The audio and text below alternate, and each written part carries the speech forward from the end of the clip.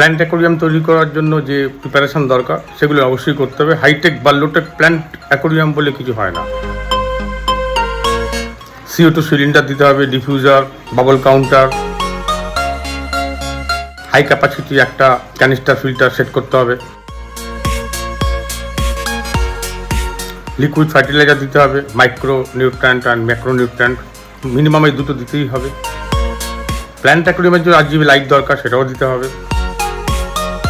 Water flow, CO2, fertiliser, light, এই চারটের balancing করতে পারলেই আপনি ভালো একটা প্ল্যান্ট অ্যাকোরিয়াম বাড়িতে রাখতে পারবেন।